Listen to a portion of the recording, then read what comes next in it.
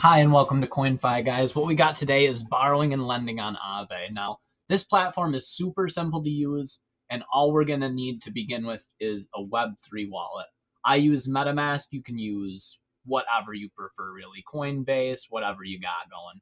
So you're going to need a MetaMask or Web3 wallet funded and on the correct network that we're going to use. I'm going to use Avalanche, so I'm on the Avalanche network. I got some AVAX. I'm on the Avalanche ecosystem right here.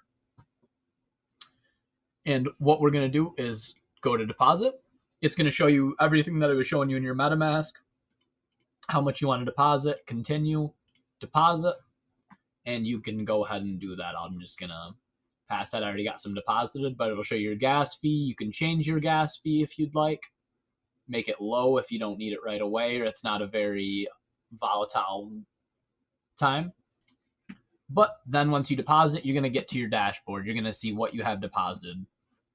And we can now see our APY for what we're deposited. We're making about 9% for AVAX, and that's going to change over time, I'm sure, so don't count on this. But then we can borrow. And for a first example, if we deposited that Avalanche and borrowed USDC here, it's going to be a rate of 3%, which is still going to be less than what we're, of course, getting for what we deposited. At max, it would make our health factor 1.3 there. So what that's saying is Avalanche at 77, 76 there, divided by 1.3 equals, that would be our liquidation price. So that's just current price of the asset divided by health factor, and that would be our liquidation price if we went through with this position. So simple to calculate, easy to understand. Feel free to play with the numbers and do what you want with it.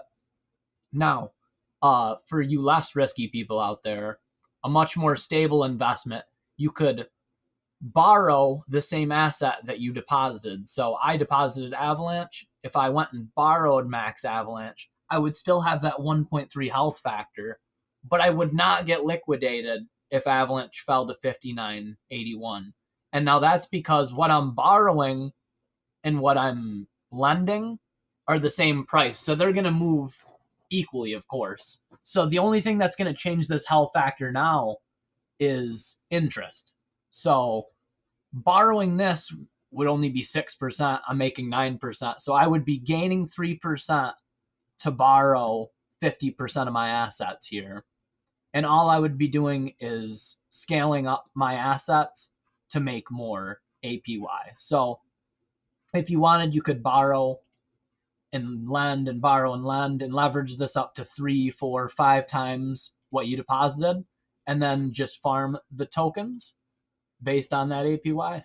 So short and sweet. I tried to keep it simple for you guys. I hope you guys enjoyed. Have a wonderful day.